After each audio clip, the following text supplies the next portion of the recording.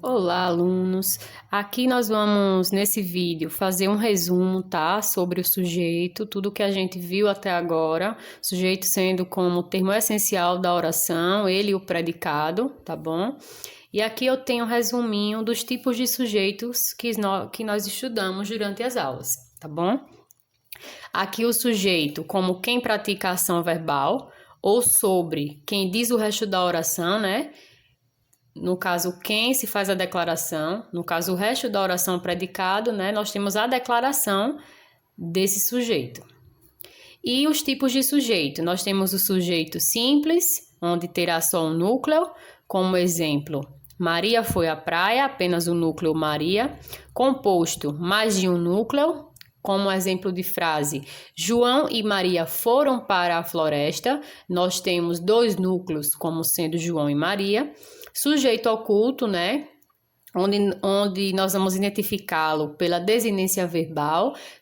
Ele não aparece explicitamente, mas pela desinência verbal, nós conseguimos identificar quem está praticando essa ação verbal, quem é o sujeito declarado, tá bom? E o indeterminado, quando nós perguntamos quem praticou essa ação verbal, né? E nós não conseguimos identificar, fica a dúvida. Como exemplo, roubaram a casa, comeram o bolo. Quem praticou a ação verbal, né? Nós não, pela desinência, nós não temos como admitir exatamente quem praticou essa ação verbal. E por último, né, que foi nossa última aula, a oração sem sujeito, quando não houver possível resposta. No caso, nós vamos ter apenas o predicado nessa oração, sem o sujeito verbal. Tá bom? E para que ocorra a oração verbal, nós temos que observar algumas situações. Se nós temos verbos que exprimem fenômenos naturais, exemplo, choveu muito no Rio de Janeiro. Nós temos um verbo que expressa fenômeno natural, exprime fenômeno natural. Consequentemente, nós temos uma oração sem sujeito. Choveu muito no Rio de Janeiro. Outra situação para ser oração sem sujeito, verbos fazer, ser e estar. E também o verbo ficar e parecer, tá? Na indicação de tempo cronológico ou clima. Aqui embaixo eu botei alguns exemplozinhos para vocês.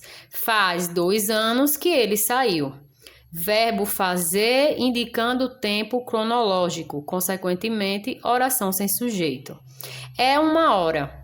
Nós temos o verbo ser, tá? Também com indicação de tempo cronológico, oração sem sujeito. E a outra situação, verbo haver no sentido de existir. Sempre que o verbo haver for no sentido de existir, será impessoal. Então, nós não vamos ter sujeito na oração, apenas predicado.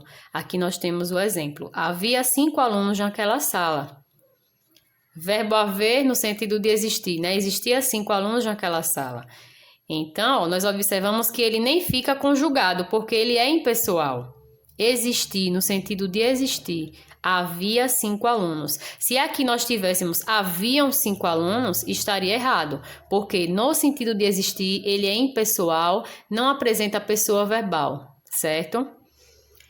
Então, esse é o resuminho de tipos de sujeito, tá? Qualquer coisa vocês voltem, observem novamente o vídeo e anotem esse resumo, tá? Que é muito importante, ajuda a fixar o conteúdo, certo? Vamos para a próxima aula.